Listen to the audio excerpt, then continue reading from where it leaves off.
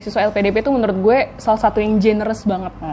Gue belum ngerasain yang lain sih, tapi generous banget. Karena kalau ini buat gue aja ya, kalau spesialis selain dibiayain SPP, semesterannya, uang pangkalnya, itu ada uang buku. Which is gue nggak pernah beli buku. Karena sekarang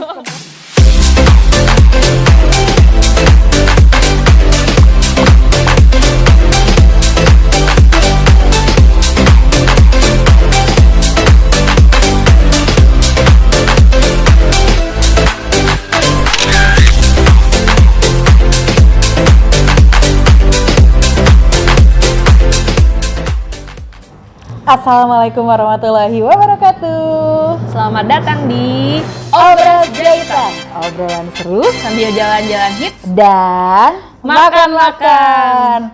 Nah, kita lagi ada di Lil Spago Kitchen, Ruko Grand Galaxy. Makan apa gak hari ini? Makan pasta, omelet. Sok bule banget ya kita.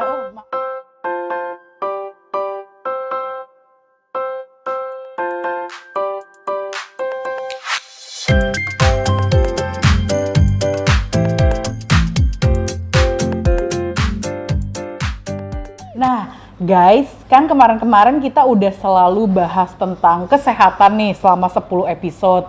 Kita pengen bawa sesuatu yang fresh ya, Gaya, biar nggak kesehatan terus. Ya gue yang capek. Iya, karena Ega selalu belajar loh, guys, biar bisa memberikan informasi yang trusted. Nah, kali ini tetap Ega narasumbernya, bukan aku. Aku tugasnya adalah nge-MC ya. Next episode request Rani dong. Ama. Nah, kita mau bahas kehidupan mahasiswa seorang Ega. Apa coba yang dibahas? Jomblo udah nggak Iya, ada jomblo ceritanya. sibuk. Nah, kita mau bahas nih Ega nih sekarang lagi sekolah spesialis apa PPDS. Spesialis anak. Nah, Ega tuh kuliahnya dapat beasiswa loh, guys. Alhamdulillah. Jadi gratis ya, Ga ya. Alhamdulillah. Beasiswanya apa, Ga? LPDP. Nah, kita hari ini akan bahas tentang LPDP. Yeay. Kenapa sih kita pengen bahas LPDP? Soalnya banyak banget ya, Ga, ya yang penasaran tentang LPDP itu kayak gimana. Buat yang semangat pengen kuliah lagi, kita akan bahas hari ini tentang LPDP dan tidak hanya spesifik LPDP spesialis ya, Ga. Nah, Ega, buat memulainya pengen diceritain dulu dong, Ga, gimana sih prosesnya Ega waktu itu apply LPDP, terus proses seleksinya tuh kayak gimana sih, Ga? Jadi LPDP itu lembaga pengelola dana pendidikan. Jadi itu lembaga punyanya pemerintah Indonesia di bawah Kemenkeu. Sebenarnya dia nggak ngurusin beasiswa aja, Ran. Iya. Dia ada riset, ada pengelolaan dana. Tapi memang yang booming, yang terkenal tuh beasiswanya. Beasiswanya tuh juga banyak gitu. Ada beasiswa yang umum, ada beasiswa yang targeted gitu, ada beasiswa disertasi, banyak banget. Jadi kita harus bangga sih pertama karena pemerintah kita punya beasiswa ini gitu, yang sumber dananya itu sebenarnya dari rakyat gitu. Nah, kenapa dibentuk lembaga ini? Sebenarnya lembaga ini tuh mau membiayai anak-anak Indonesia yang mau meningkatkan kualitas dirinya sebagai SDM yang diharapkan kedepannya jadi pemimpin bangsa Indonesia. Mantep ya. Berarti Ega nih calon pemimpin bangsa Amin. nih. Jadi ini tuh sebenarnya investasi negara kita. Makanya kayak kalau gue ditanyain hal kayak gini tuh gue selalu mengencourage orang-orang yang tahu LPDP daftar. Karena ini sebenarnya uang-uang kita juga untuk kita dan untuk negara gitu. Nah, Ga, ini nih aku ada cerita. Tadi Ega bilang pengen mengencourage orang-orang yang kenal LPDP buat apply LPDP. Mega tuh setiap ketemu tuh pasti apply LPDP. Iya banget. Semua yang nonton ini harus coba apply LPDP. Gitu. Nah, Ga, apa aja sih syaratnya buat ngedaftar dulu deh? Buat daftar. Jadi secara umum itu semua jenis beasiswa tuh persyaratannya sama. Jadi yang pertama pasti harus warga negara Indonesia. Yeah. Terus yang kedua pasti dia adalah lulusan dari perguruan tinggi yang terakreditasi BAN-PT. Jadi nggak harus ARAN. Tadi kan lo nanya kan. Terakreditasi BAN-PT. Terus sisa-sisanya sebenarnya variatif, tapi secara garis umum pasti ada kayak surat keterangan sehat, bebas narkoba, terus nanti ada CV, ada IPK sih, tapi IPK biasanya cut off-nya nggak terlalu tinggi kok, nggak harus cum laude. Kalau nggak salah 3,25. Gue cum laude.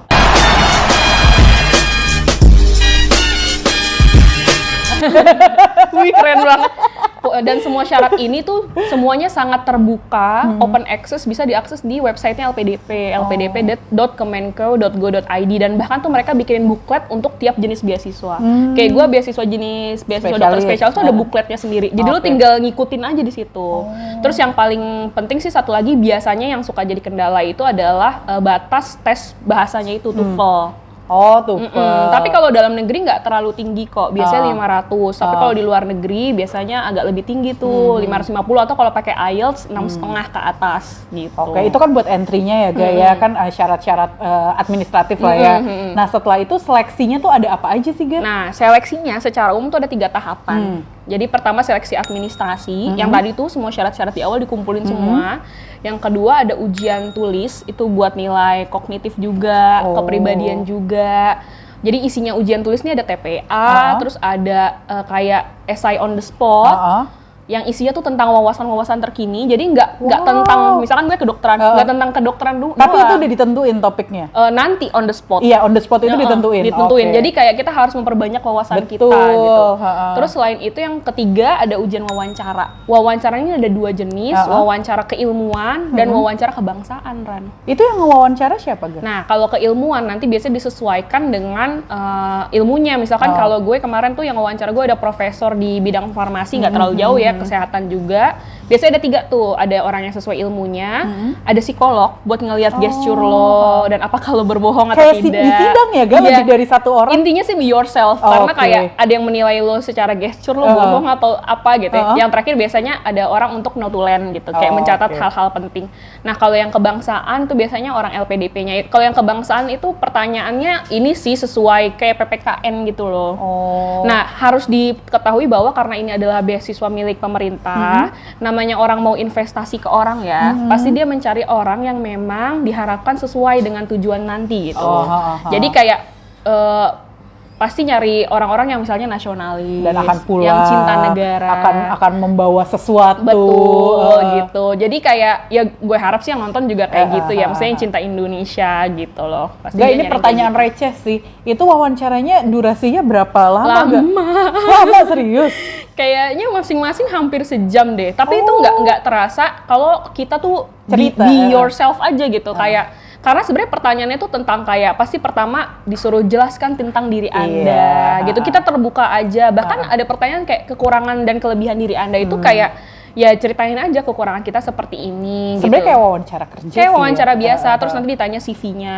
Nah, kalau misalnya tentang pewawancara yang sesuai dengan keilmuan tuh dia biasanya akan nanya kenapa kamu milih jurusan ini. Kira-kira kalau kamu lulus dari jurusan ini kamu bisa melakukan apa nanti kayak gitu. Kalau yang psikolog pasti akan nanya kayak oh kamu waktu S1 misalnya nilainya bagus nih kayak Rani kok cum laude ya, tapi organisasinya mantep banget. Emang waktu itu gimana cara ngatur? Jadi dia mau mengulik kepribadian kamu tuh sebenarnya seperti apa kayak gitu. Potensi diri kamu seperti apa. Itu in English atau in bahasa? In bahasa kok. Cuman kalau yang S2 ke luar negeri biasanya akan beberapa pertanyaan diminta dalam bahasa Inggris. Nah, kalau gue waktu ditanya kayak ceritakan tentang diri kamu, gue izin gitu. Kayak boleh nggak gue menceritakan diri gue dalam bahasa Inggris. Ini tuh kayak pemilihan Putri Indonesia ya guys. Nilai. Showcasing yourself gitu loh. Jadi karena emang udah ngafalin, udah nyiapin juga gitu. Sisanya bahasa Indonesia. Terus diizinkan? Diizinkan. Jadi intinya be yourself, terus kayak izin aja. Terus kalau wawancara tuh yang penting gesture kita sih kayak duduk tegak, terus merespon dengan baik. Jangan baper sih. Itu juga jangan baper. Emang galak-galak ya? Sebenarnya enggak tergantung kita memandangnya galak atau enggak. Cuman kan mereka bebas mengkomentari apapun ya. Jadi kayak bisa aja nih ternyata di 1 semester mereka lihat misalnya kayak nilai kamu di 1 semester jelek, terus mereka bisa kayak mungkin unintentional atau intentional nggak tahu, tapi bisa komen kayak kok tiba-tiba nilainya jelek kayak gitu. Jadi kayak jangan tiba-tiba tersinggung gitu, kayak ya udah.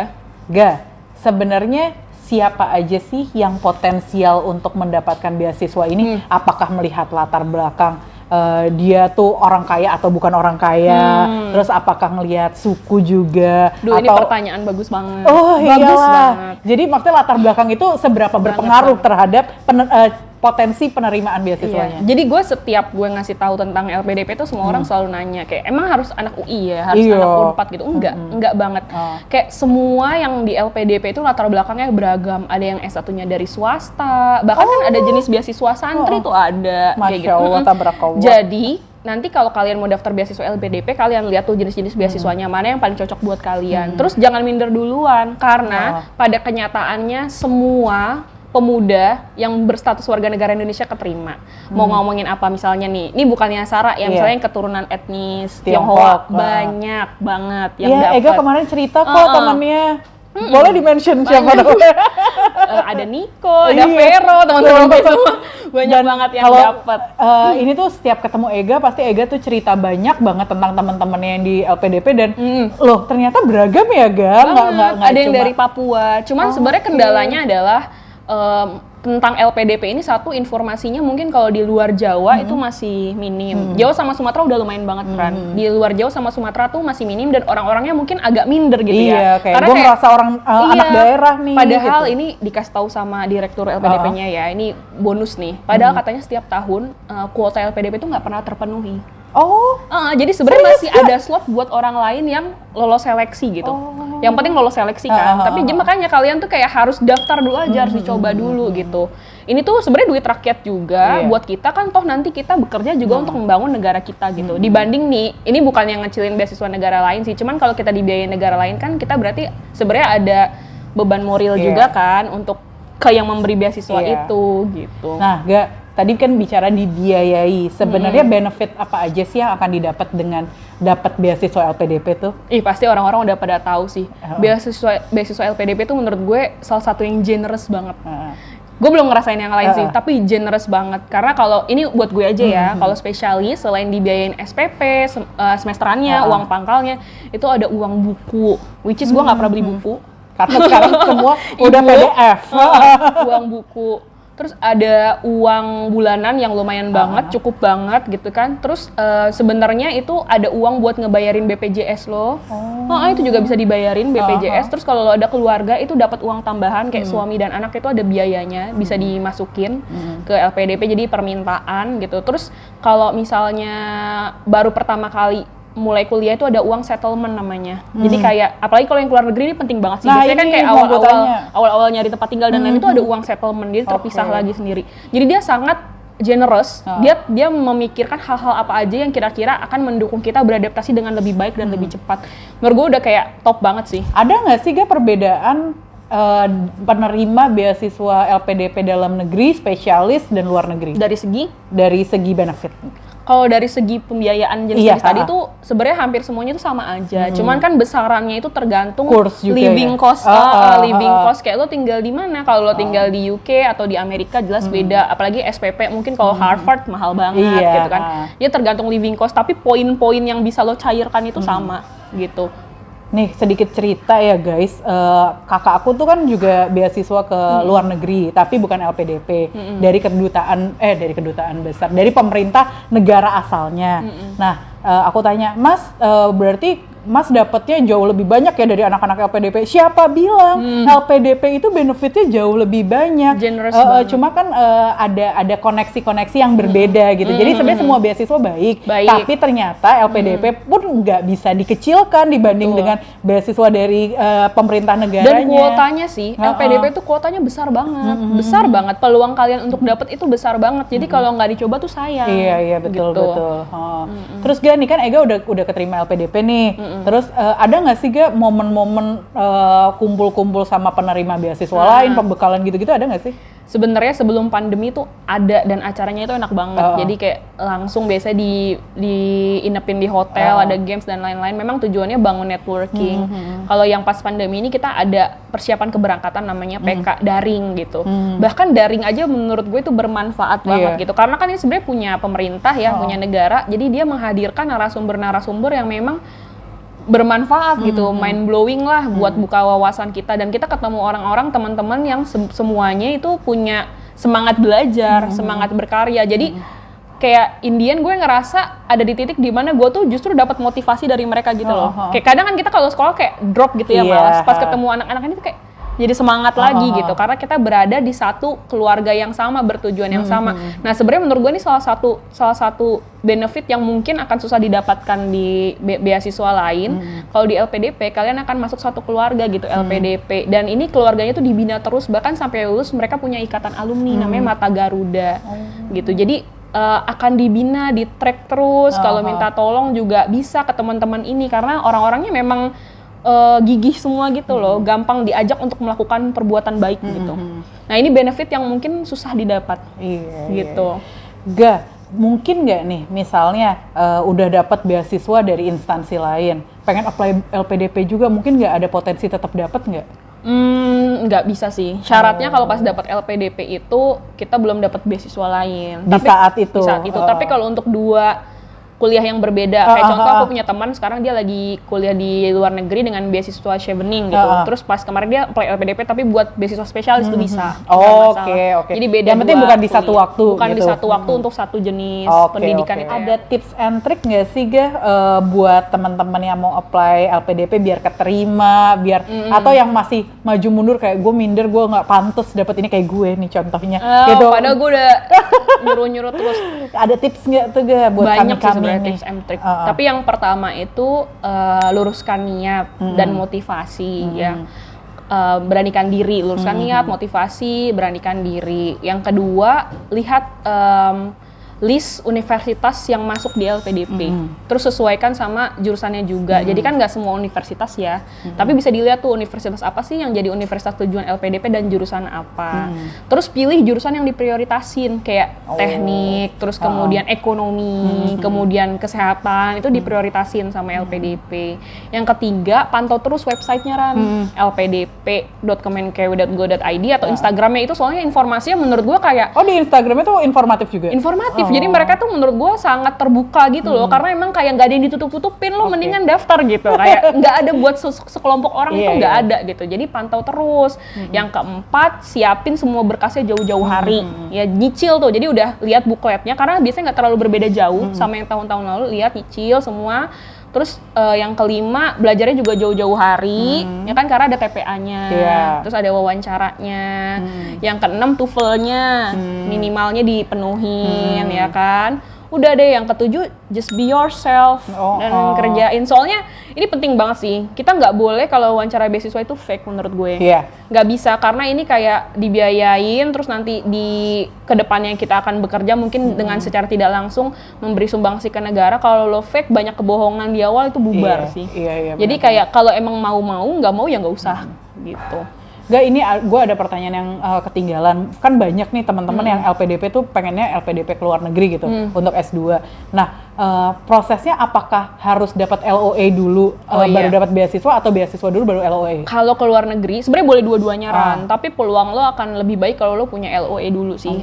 Conditional ya, unconditional LOE. Karena nanti pas lo wawancara, lo bisa jadikan itu nilai tambah gitu. Sebenarnya lo udah dapet di sini gitu.